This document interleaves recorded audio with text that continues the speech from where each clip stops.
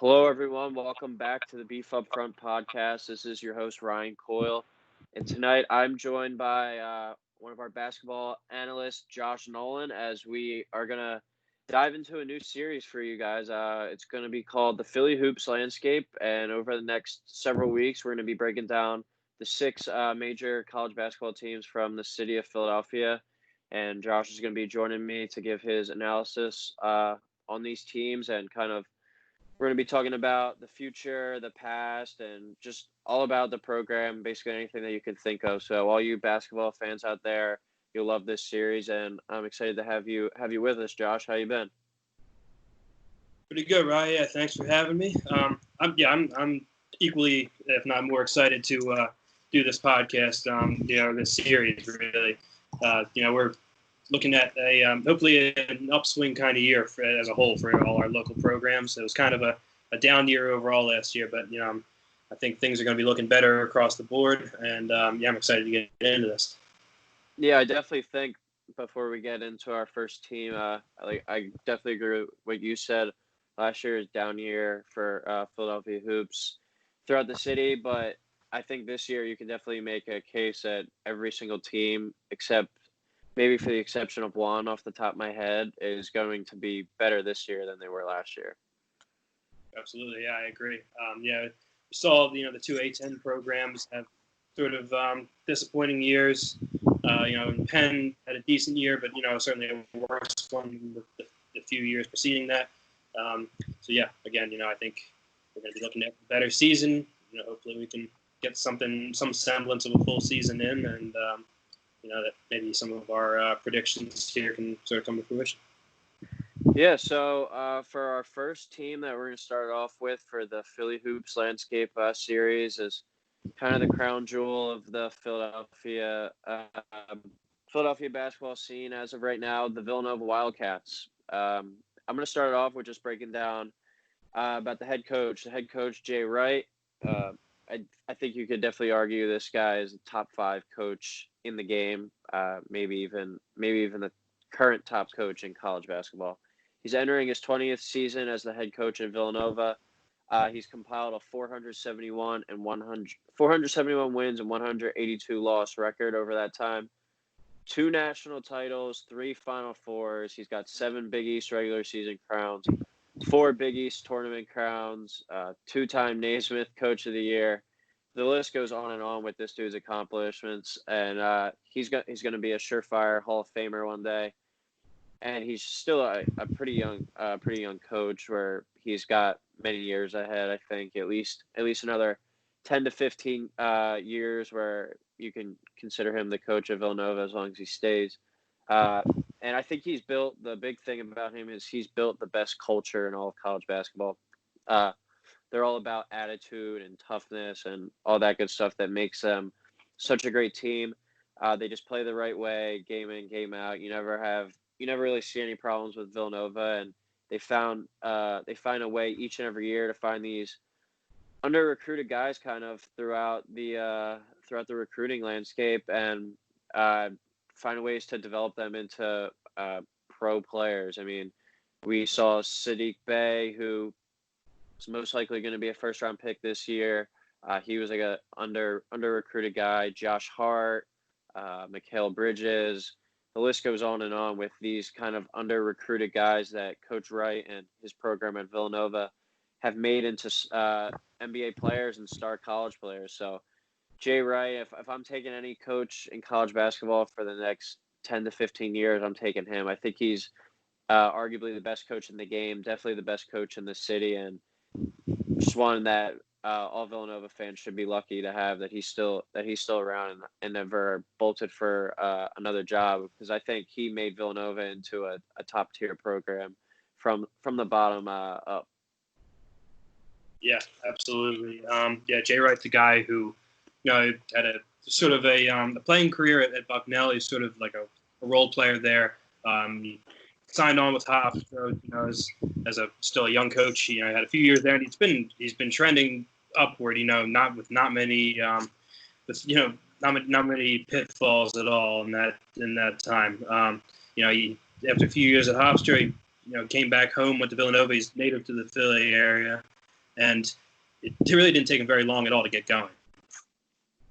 He made that final 2009, and from there on, and even before that, Villanova was a pretty consistent NCAA tournament team at the least. They're regularly sniffing the top 25 almost every season. Only maybe a year or two in between where they were sort of a forgettable team. But yeah, I mean, the back half of this decade, no single team landscape like Villanova has. You had mentioned and we were talking about this just before we hopped on here. That this year, coming into the season, Villanova has a legitimate claim to number one in the country preseason.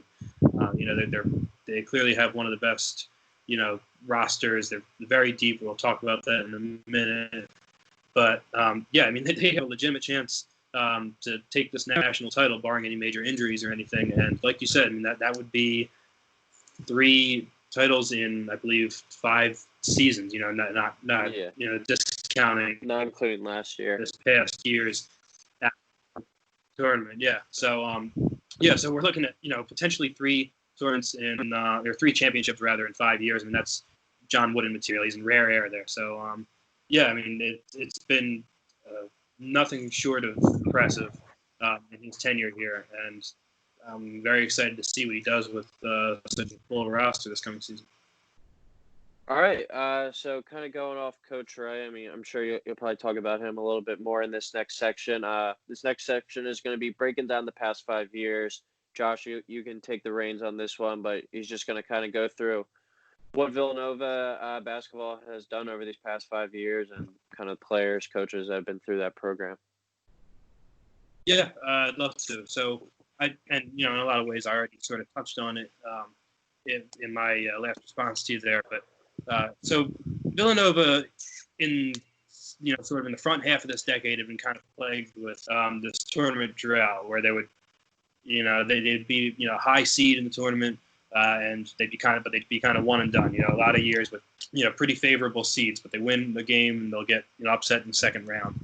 That was kind of a trend we saw until exactly 5 years ago. That was the 2016 national championship. The team that was, I believe, named the team of the decade by, I want to say, Sports Illustrated, maybe one of the major outlets that named this team the team of the decade. And so that was their first national championship. They went 35-5 on the year that year, and they had a collection of talent, guys who are currently in the NBA. You have Jalen Brunson, Mikal Bridges, Josh Hart was on that team, and Ryan Arcidiacono holding down at the point. Just a really impressive team overall. The next year, once again, a little hiccup here. We 32 wins in the season. Again, it's pretty good when that's your sort of when that's your downfall. But once again, we see a one seed. In fact, they were number one. They were the number 1 overall seed in the final AP poll. But yeah, again, losing the second round. Was that the NC State game? No, NC State was before. This was Wisconsin. Wisconsin, right? Thank you. Yeah. So once again, we see a bit of a regression to the mean there. So as crazy as it sounds, just a year after winning the national championship, all of a sudden, Jay Wright's kind of back to the drawing board. He's got a little bit of a prove-it year ahead of him. At least, I'm sure he would say that in his mind. This guy whose, I think, job is pretty well protected, even going into this 2017-2018 season. But he comes back and he wins it again, wins it all. Back up to 36 wins. I do believe that was a record in program history. And you know what? And I actually misspoke earlier. This was the team, I believe that was the team of the decade, the 2018 team. This is the team of Dante DiVincenzo, Jalen Brunson, Mikal Bridges.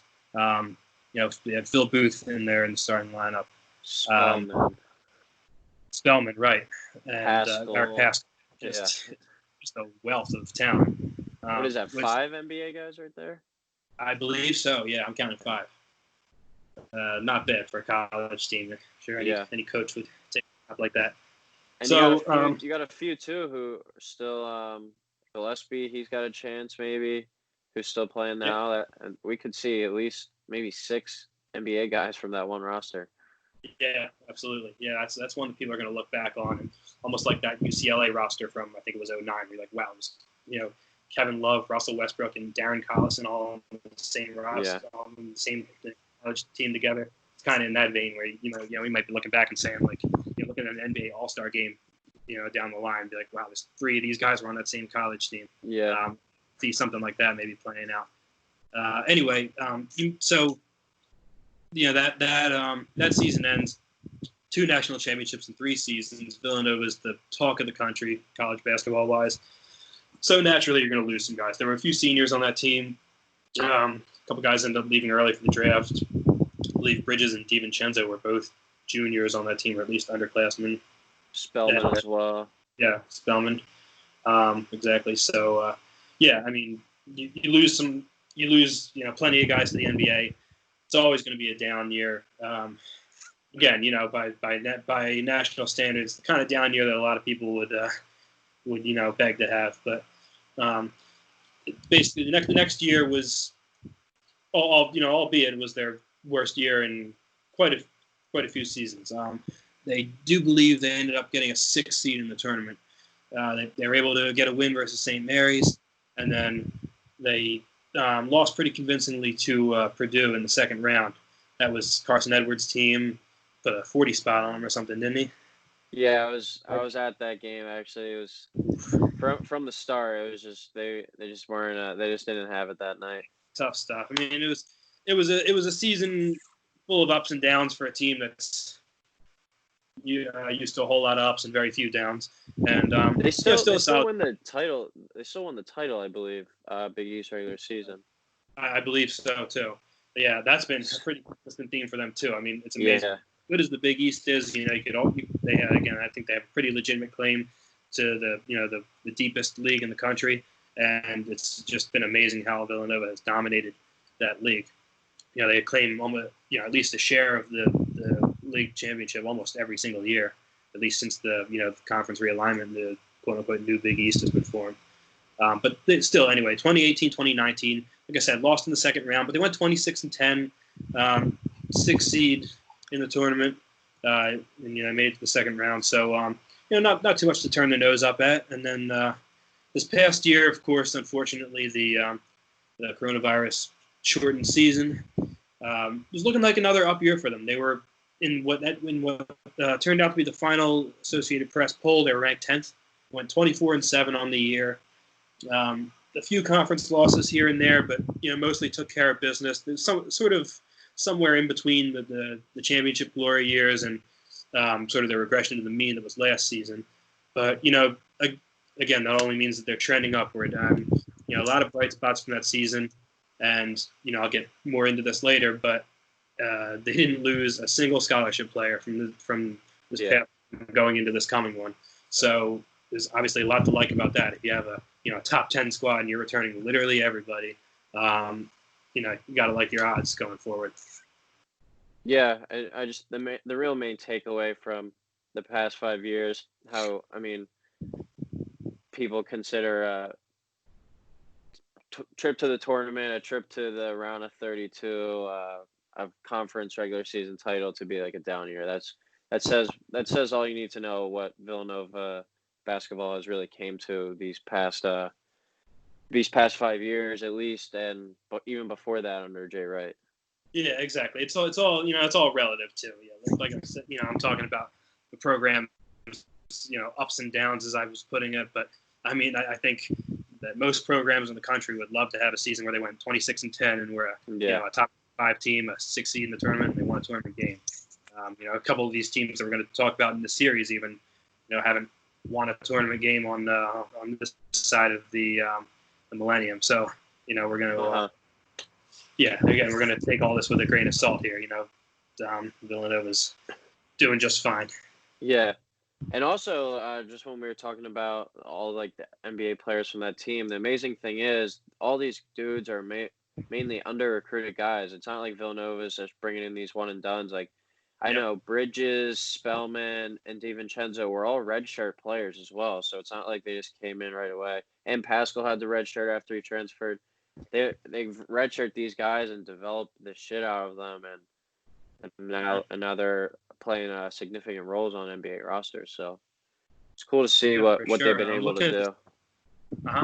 Yeah, I'm looking at this past season's roster too, and as per collegebasketballreference.com, based on their top 100, they do a top 100 recruiting class every year, and I'm looking at this past year's roster, and Saddiq Bey and Colin Gillespie were both top 100 school recruits, according to this list, in their respective, senior years of high school. And what'd you say there? Those guys are cut out a bit. Sorry about that. So I was saying that based on this top 100 list I'm looking at that's put out each year for the top 100 high school prospects, both Saddiq and Colin Gillespie were not listed in the top 100 of their respective years. You could definitely argue that they were the top two, performers on that team last season. And they're going to get into Saddiq Bey in a bit, being most likely a first-round pick in the draft this year. All right, we're gonna move on to some more player talk right now. Kind of, I'm gonna be running through these next three categories: key losses, key returning players, and a breakout player as well for the upcoming season. The key loss is the only guy other than they lost a few walk-ons, I believe, but Saddiq Bey will be entering the NBA draft. He's keeping his name in. He announced a few weeks ago, likely going to be a first-round pick. I think he's got potential to maybe sneak up into the bottom half of the lottery. Just a great 3-and-D prospect, a lot like Mikal Bridges, but that guy really progressed over his 2 years at college. He came in, as you just said, not top 100 player. He was a real skinny, lanky guy, and he really bulked up. He's found a way to work on his game, and he's made himself into a first-round pick. I think he won the Julius Erving Award for the top small forward in the nation. So guy who averaged 16.1 points per game, 4.7 rebounds per game, and shot 45% from three while defending multiple positions, and was probably the best player on the team last year. So, I mean, as much as a team will miss a guy like that, the thing with Villanova is they've got literally everyone else back. So they have many other guys who they can give those minutes to. They might not be nearly as effective as Bey, but we've seen with Villanova they have a tendency to just have guys slide right in and take off where the last guy left off. Yeah, definitely. Yeah, I misspoke earlier. Yeah, they are losing Saddiq Bey, obviously, like you said. What I meant is that they're not losing anyone to graduation. He's even still, he's the only one. I like your comparison there to Mikal Bridges. He's good, kind of tall, slender, 3-and-D guy. Sort of a bigger sized wing player. And I see a lot of success for him in the NBA, like a definite first round pick in my eyes. I think he may very well sniff the lottery. All right. I'm going to go into some key returning players next. I mean, as we've touched on throughout the show so far, they're returning a lot. They returned point guard Colin Gillespie. We've seen over Jay Wright's tenure, the point guard is really it is on most NBA and college teams and any basketball throughout, but especially in the Villanova system, the point guard is the key guy. Gillespie is the leader out on the floor. He's got the ability to shoot the ball. He can distribute. He's very smart, high IQ player. Just a great do-it-all point guard. He's going to be probably a first-team All Big East member this year, I would think. Maybe might even get some votes for preseason Big East Player of the Year. I know he's highly regarded throughout that program and throughout college basketball. Jermaine Samuels, he's another guy. He'll be a senior. Gillespie will be a senior as well. Those two guys will probably be captains along with Zamir Cosby Roundtree. They've been there for a while. They've been through it all with Jay Wright. So it'll be interesting to see how Samuels does in his senior year. He's another player who's really developed. I mean, he came in as a freshman, another under-recruited guy. Played a bit his freshman year, but I never really saw much out of him. But over these past few summers, his body and his game has really improved, and he's going to be due for another solid year as a Villanova player. I'm not sure if he's an NBA guy, but he's a very integral part to that Villanova team. Jeremiah Robinson Earl, I heard Jay Wright on a podcast a few days ago. was saying that Jeremiah Robinson-Earl might be one of the best players that he's ever coached in his time at Villanova. He said he might be the best scorer and he might be the best rebounder. So that's pretty high praise for a 6'8", 6'9" forward who can guard multiple.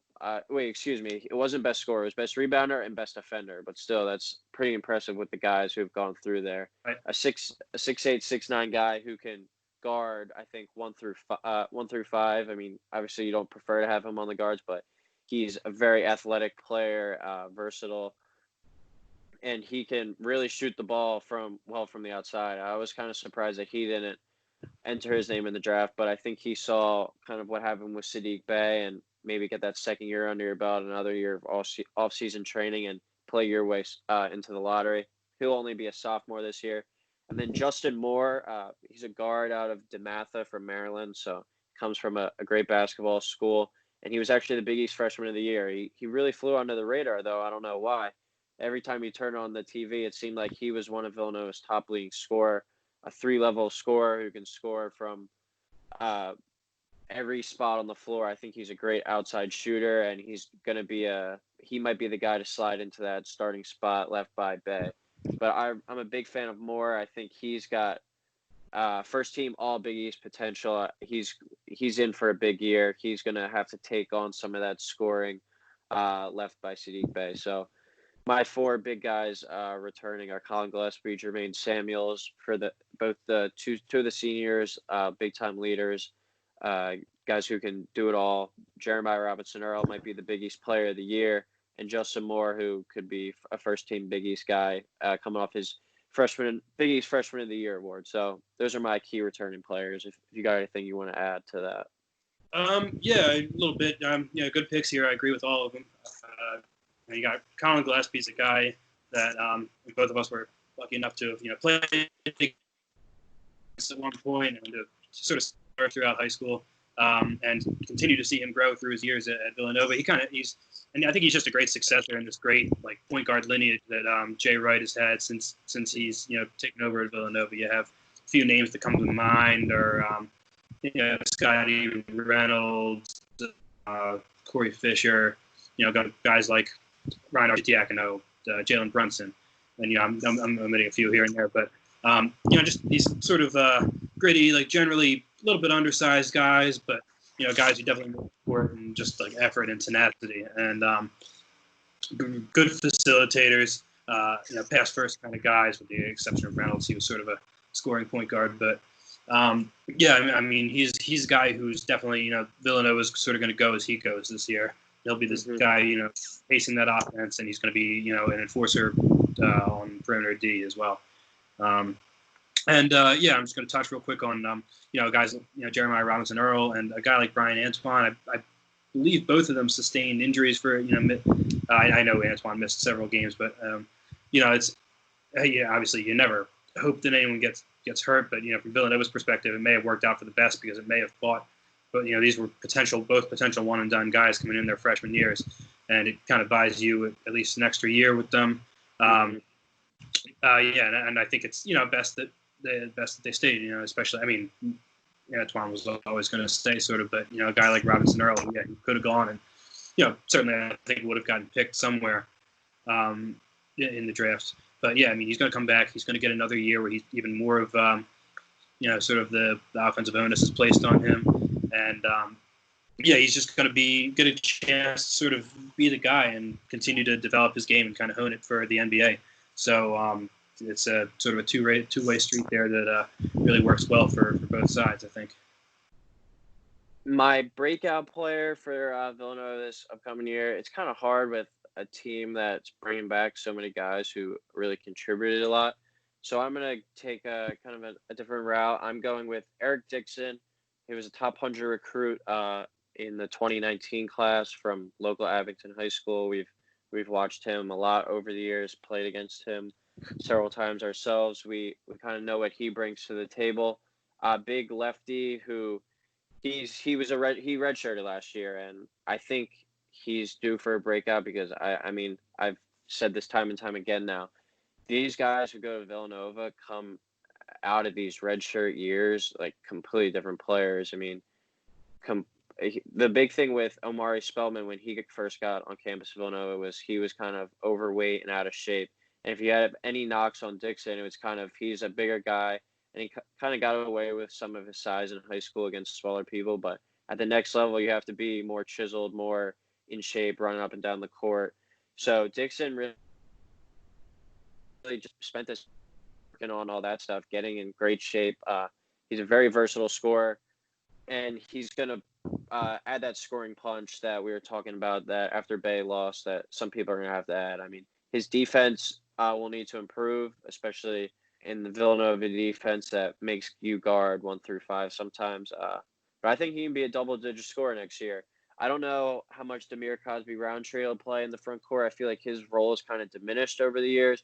He's still a very important part as like a leader and a defender and rebounder on that team, but he's not the best offensive guy, and I think Dixon adds that extra offensive punch. So a front court that has 6'8", Eric Dixon along 6'8", 6'9", Jeremiah Robinson Earl, who can both score out to the three-point line in the mid-range and on the block. That's going to be very tough to cover, and he just feels like a ideal kind of breakout player for if he can figure it out on the defensive end at a consistent level. I feel like Jay Wright is going to find a way to get him the ball and make the most out of his talent. I mean, he's a 2,000-plus point scorer. He had offers to many schools throughout the country, and he wound up staying at Nova. He did this redshirt year, even though he probably could have went to many other places and started. This move probably helps him in the long term and makes him a better player, makes him a better person, and just I think he's going to have a big year as long as he gets the opportunity. He's just a guy who continues to produce against whoever he goes up against. Yeah, absolutely. I'm going to get into Dixon a little bit later, so I'm mostly going to leave it at that. But yeah, Dixon is a guy from our hometown, so somebody I'm certainly rooting for, and I think that he's going to come in and have an immediate impact for him. The next topic of discussion is, Josh, you're going to take us.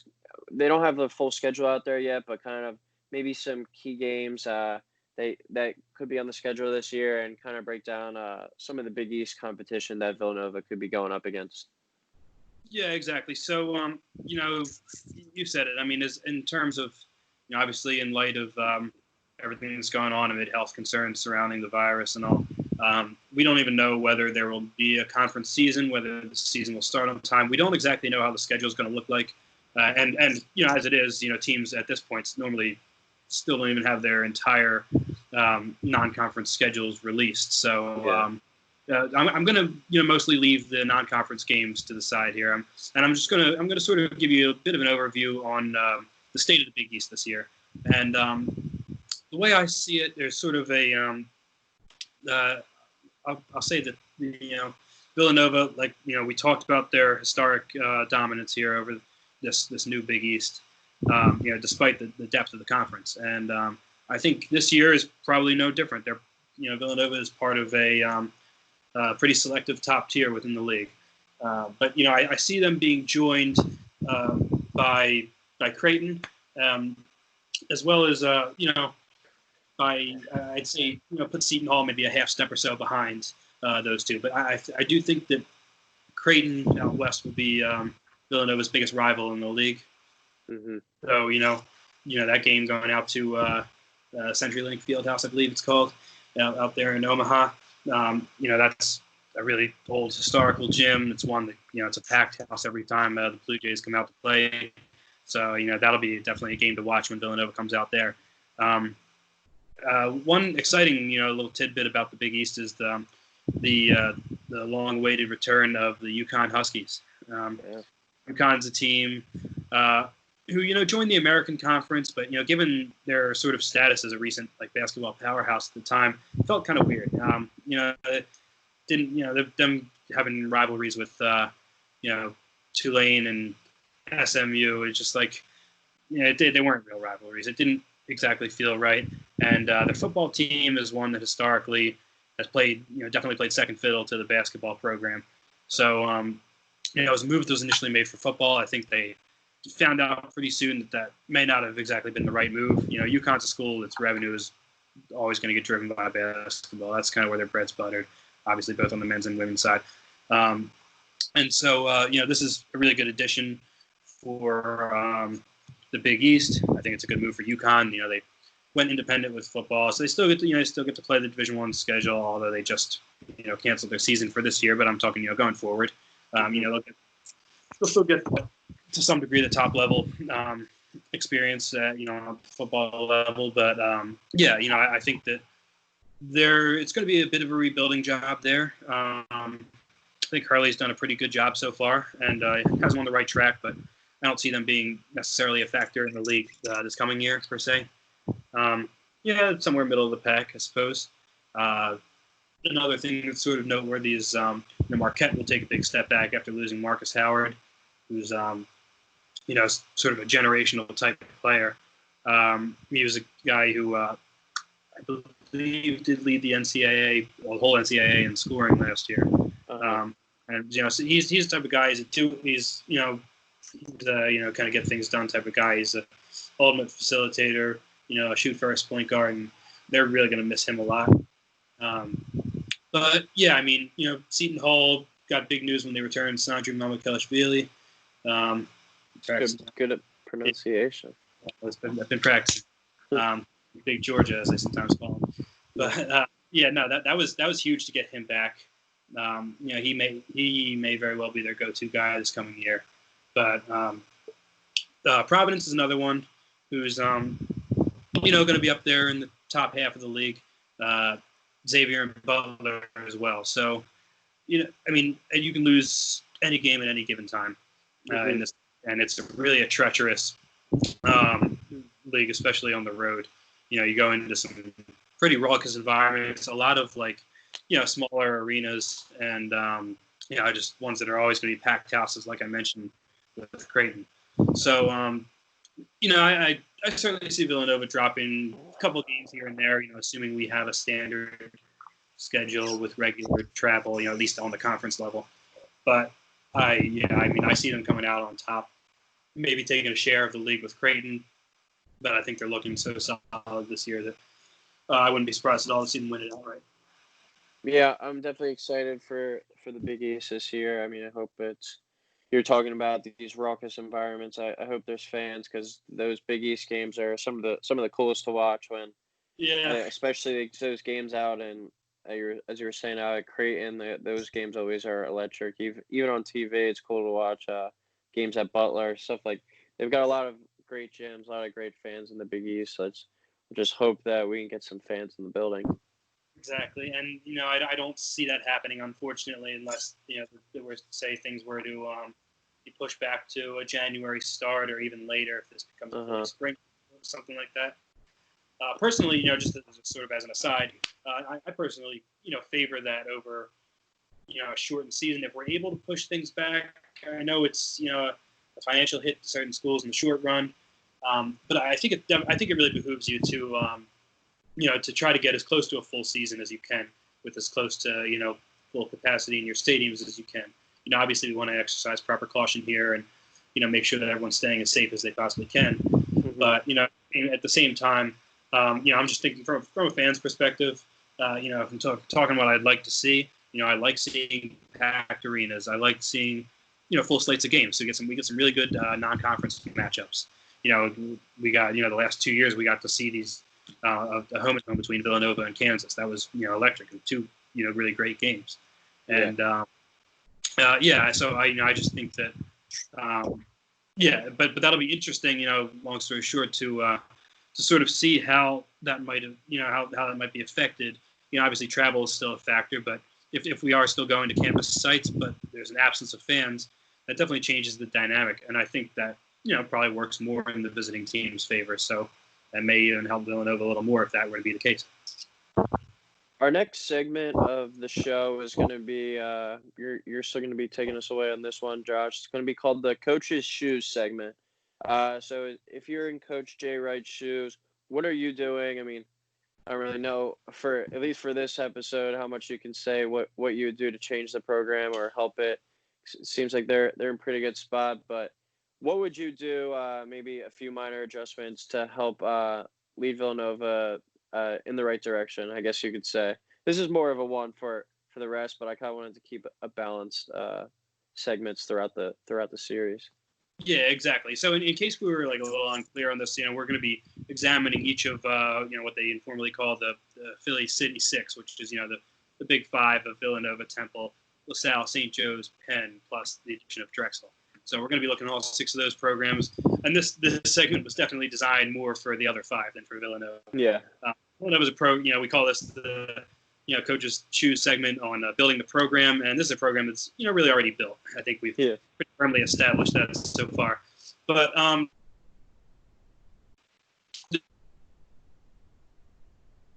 right, it's sort of generic, but it's just kind of stay the course. I mean, we have to you have to keep up on the recruiting, on the recruiting trail here, because we're starting to get sort of there'll be some guys certainly that they're losing this year. It's not going to be like last year where they're going to be able to retain everyone for next season. We got Gillespie leaving. We have Cosby Roundtree is going to be gone as well, and Jermaine Samuels as well. Those 3 are seniors. They will be gone next year. And like I said, Robinson Earl, maybe an Antoine, maybe you get a guy like Justin Moore or Cole Switer, somebody like that who steps up and has a big year and may be off to the NBA early. So you have a potential to lose quite a few guys next year. So, you really want to hit the recruiting trail hard this year. And that's not going to be easy, given the fact that you're probably not going to be able to do a lot of in-person visits. You're not going to, in a lot of cases, be able to go see games.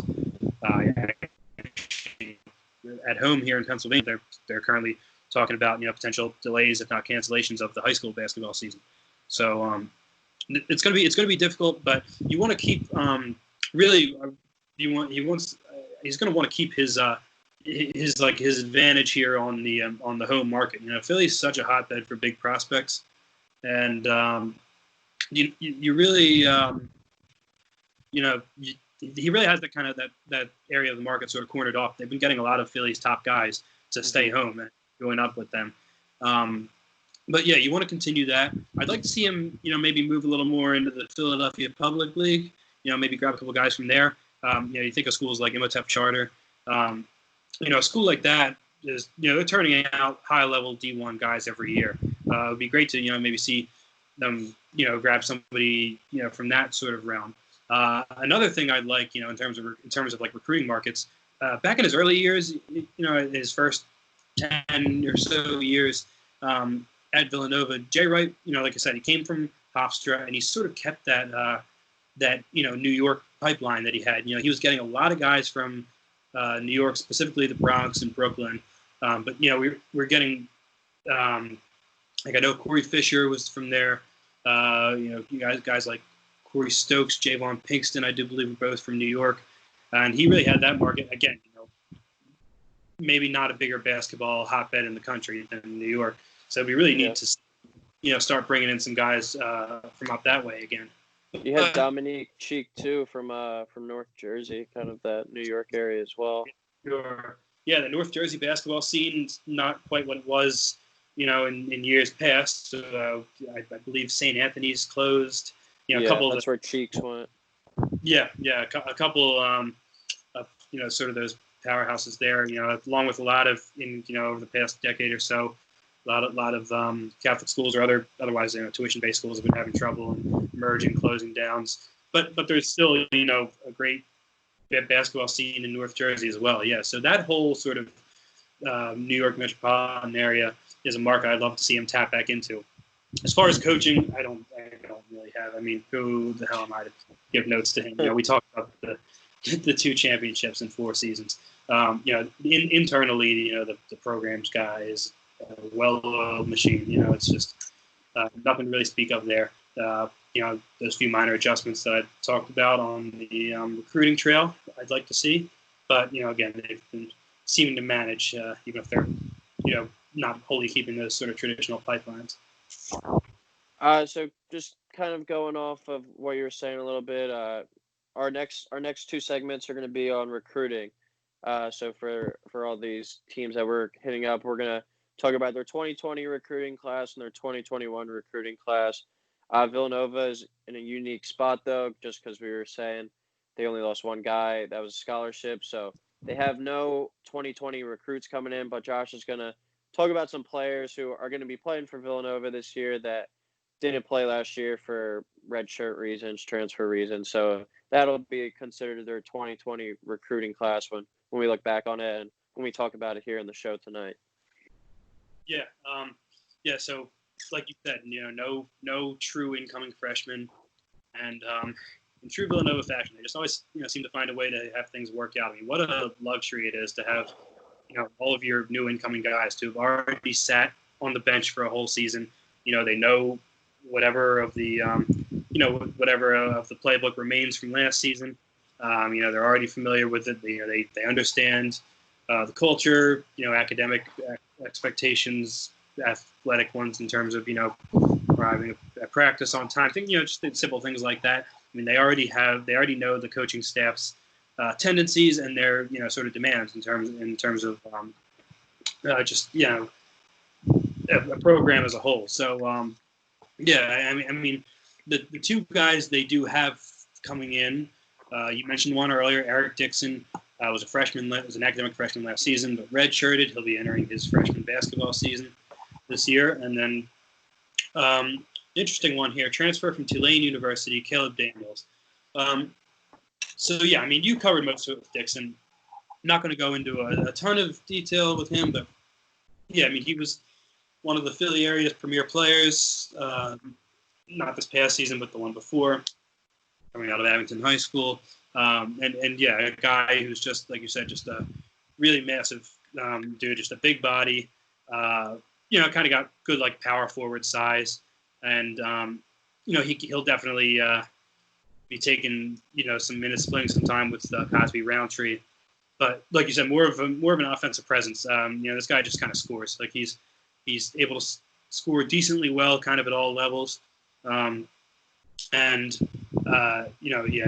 like he's somebody that you'd like to see, kind of get his body, a little better sculpted, cut off a few pounds, and but he has the makings of a pretty, big man for some years to come.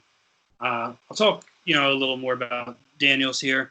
Again, transferring from Tulane, and he was a guy, who coming from a frankly pretty bad program in Tulane.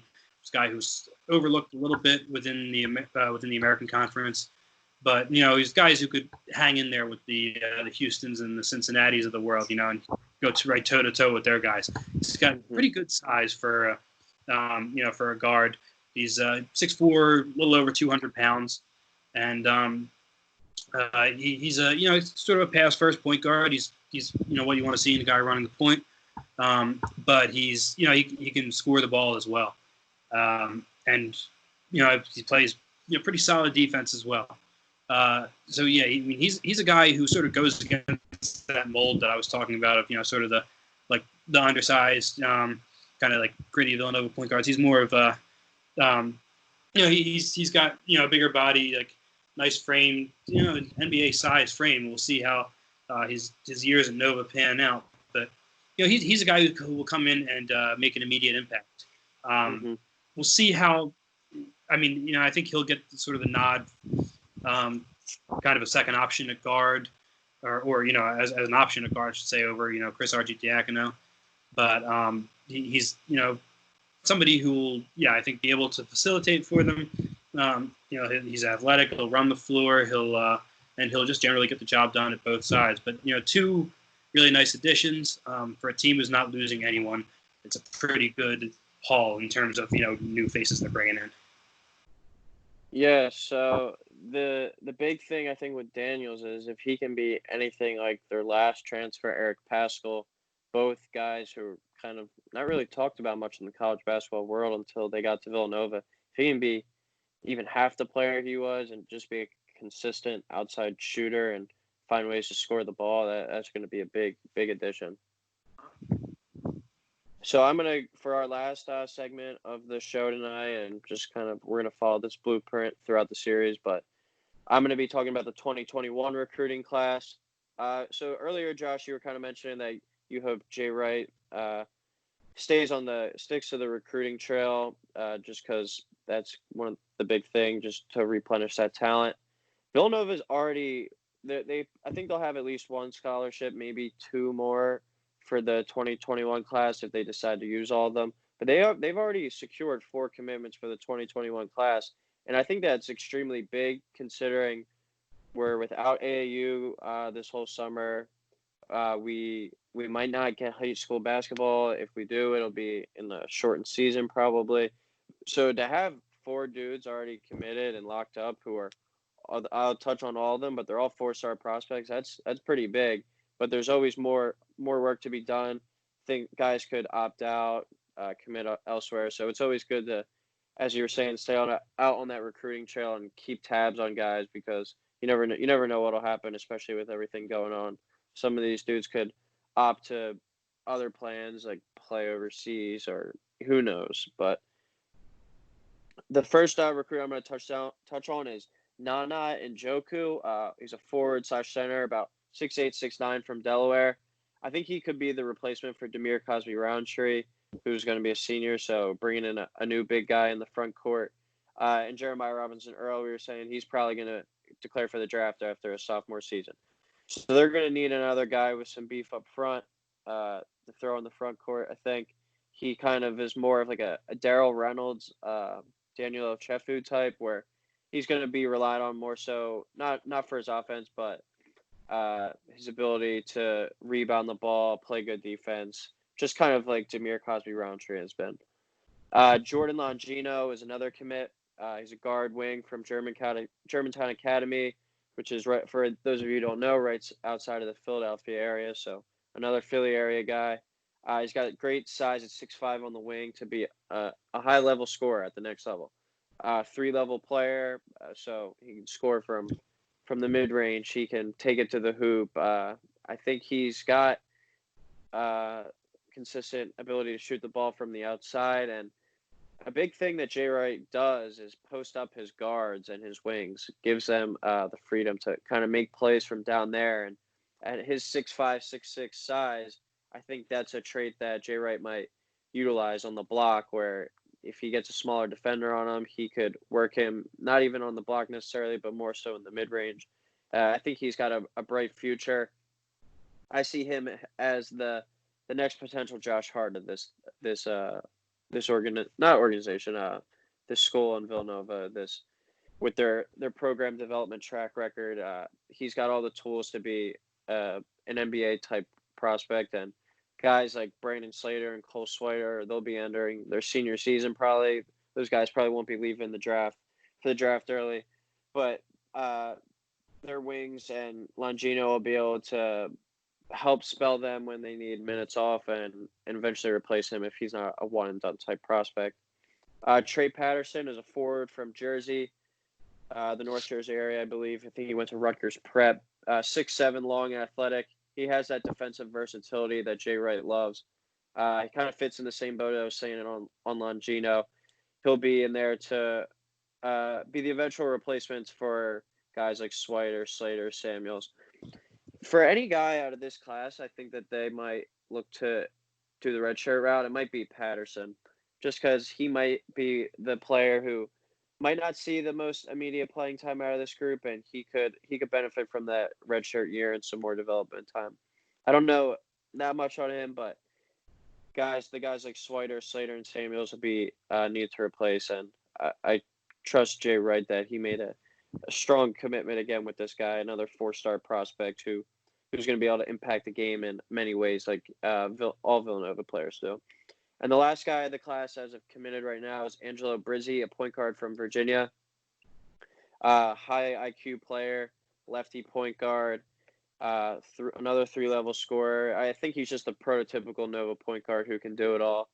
He has, throughout watching some of his highlights, he has many pieces to his game that reminds me of Archie Diacono, Brunson, and Gillespie. He's got all that kind of in one. And I mean, why aren't you going to want a player like that with all those kind of capabilities? So he was Nova's point guard target from this class. I mean, they were really targeting one guy, and it was Brizzy. I mean, they had offers out to a few, but they got their guy. So another big pickup by Jay Wright.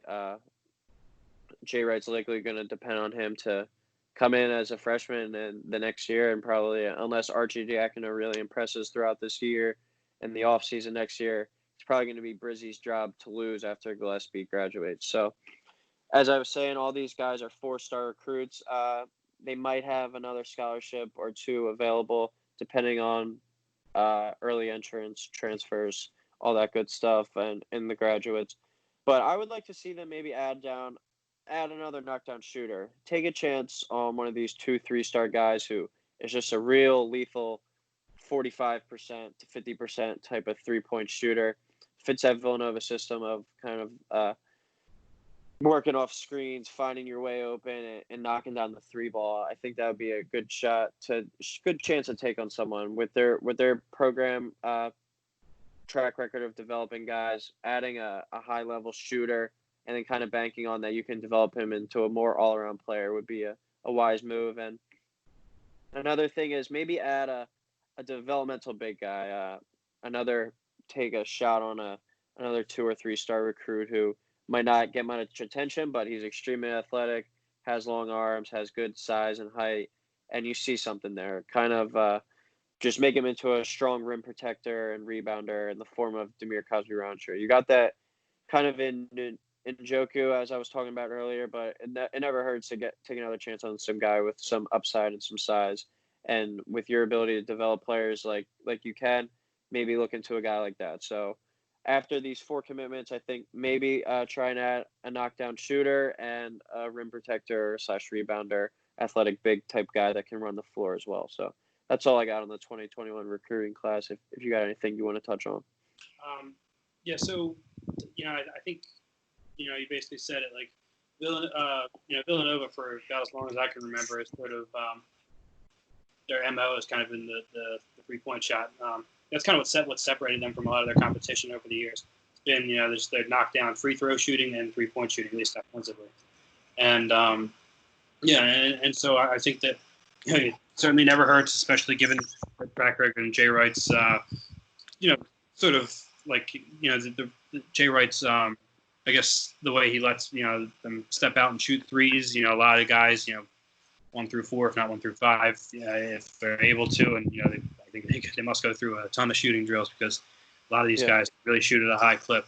So they definitely want to, get some shooters on their team because that's how they've found success in the past. And I think that's certainly how they could find it in the future. As far as the specific prospects, I'm not, super up on the class of 21 myself, but you definitely make some compelling points on all levels there. A lot of needs that could, potential needs in the future that could be filled.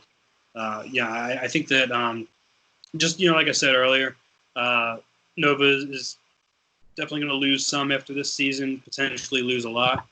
And, they have a pretty young team, but the downside of that is as the years go on, it eventually catches up to you. And you have an old team and you start to lose a lot of guys in quick spurts. You're losing a lot of guys each year. So they just can't really get complacent. They have to, have recruiting options in a lot of different areas, but it's certainly not a problem I see happening. Jay Wright has never really been complacent with recruiting. He's gotten some really good guys in the door, and like you said, no 5-star recruits here, but that's kind of been his way, for a while now. Gets these underrated guys, and a great player development program there, and they turn good players into great players. Yeah, and I mean we've been going for a little bit over 53 minutes now, just talking about Villanova, and we really didn't even dive into some guys like Cole Swider, Brian Antoine, Brandon Slater, all dudes who could easily be starting players, potential double-digit scorers, kind of just whatever Jay Wright's feeling wants to put in. Any of those guys can produce, and we didn't even talk about them. That's just how deep this Nova team is, and the future of the program is looking as good as ever. If I'm a betting man, I'm taking Villanova's success over this next decade plus, probably over any other team in the nation. Yeah, absolutely. If I were a betting man as well, and neither of us are betting men, but I think Nova's right up there. They got as good a chance as anyone, to certainly do some damage, maybe to come out and win it all.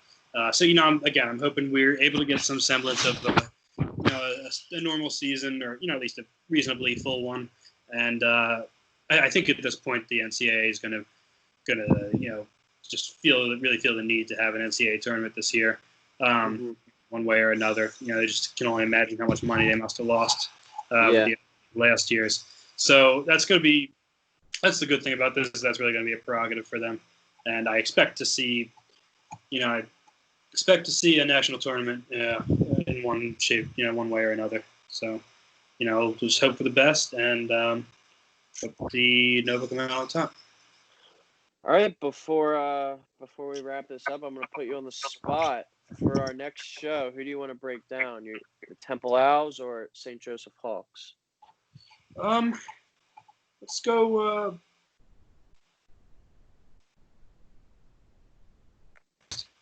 1 down, 5 to go. Who you got kind of cut out? Sorry about that. I'm gonna go with Temple. Let's take a look at them next. That'll be an interesting one. Okay. You hear that, guys? That next show will be probably within the next week or so. We'll be breaking down the Temple Owls just in the same format as this one. Hope you guys enjoyed the show, and look forward to the rest of the series as we break down these last 5 teams. Thanks again, Josh, for hopping on. Got any last second comments before we head out? 1 down, 5 to go. Thanks for tuning in, guys. I hope you keep listening. We got some more good content coming for you here. 5 more teams to break down. So, thanks again for having me, Ryan. All right, thanks, everyone. Subscribe, beef up front, share out the podcast, let everyone know. Appreciate the support. Stay safe out there. All right, see you.